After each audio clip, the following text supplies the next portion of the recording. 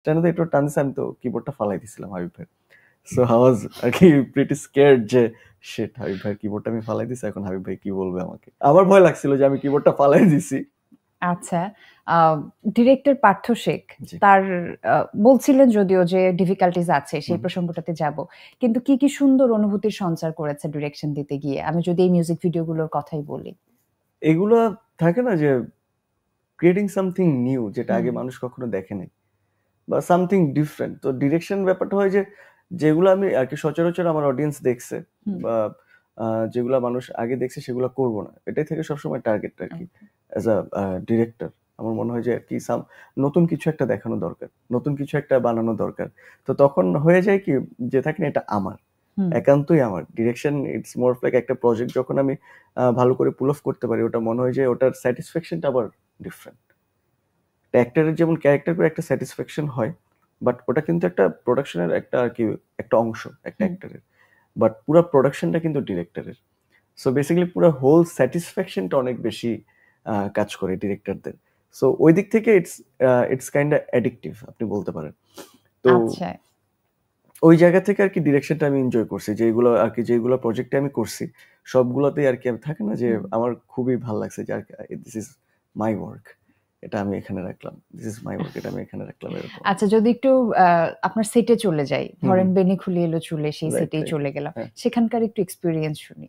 আর সেখানকার এক্সপেরিয়েন্স ছিল যে হাবিব ওয়াহিদ ভাইকে হ্যাঁ। আর কি হাবিব ওয়াহিদ ভাইয়ের সাথে অনেক, বা মুজা is like my hmm, friend, and আমরা একসাথে অনেকগুলো মিউজিক ভিডিও করেছি, অ্যান্ড হাবিব ভাইয়ের সাথেও বেশ কয়েকটা মিউজিক ভিডিও করা হয়েছে।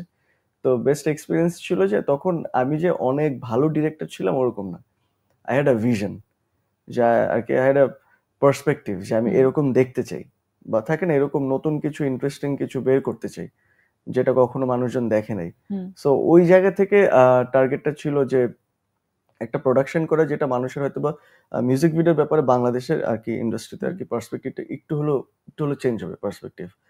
সো সবকিছু মিলিয়ে সেটের মধ্যে অনেক বেশি আর্টিস্ট ছিল আর কি, বেনিকুলের আর কি সামনে অনেক আর্টিস্ট ছিল, হাবিব ভাই ছিল, মুজা ছিল। তো ওই কন্ট্রোল করাটা ছিল আর কি very much difficult for me, যে আর কি এত বড় একটা ক্রাউডকে কন্ট্রোল করা আর কি আমার পক্ষে আর কি, আমি তখন নতুন।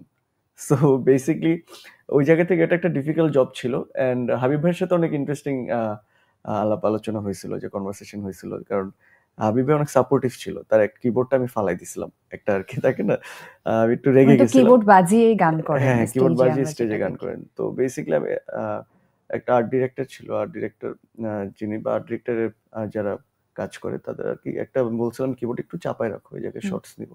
সো এটা ২০ মিনিট ৩০ মিনিট হয়ে গেছে, কেউ চাপাইতেছিল না। So আমি কি করছি, স্ট্যান্ড, আমি ভাবছি যে এটা আর কি অ্যাটাচড, বা আর কি আমি স্ট্যান্ডে একটু টান দিছি, আমি তো কিবোর্ডটা ফালাই দিছিলাম হাবিব ভাই।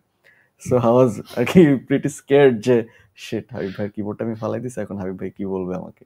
বাট দেখলাম যে সে খুবই আর কি কামলি ব্যাপারটাকে ডিল করলো। থাকে না যে আমার ভয় লাগছিল যে আমি কিবোর্ডটা ফালাই দিছি। বাট হাবিব ভাই কিছু যে বলে কোনো নাই আমাকে। মিউজিশিয়ানের কাছে তো মানে সেই এটা ইনস্ট্রুমেন্ট হচ্ছে তার বেবির মতো, বেবির মতো, হ্যাঁ। রাইট, হ্যাঁ। সো ওই জায়গা থেকে আমি ভয় পেয়ে গেছিলাম যে হাবিব ভাইকে আমাকে কিছু বলবে কি বলবে না। আচ্ছা ঠিক আছে, মনে হয় ডিরেক্টরের জন্য কিছু বলতেছে না, বাট অনেকে হলে মনে হয়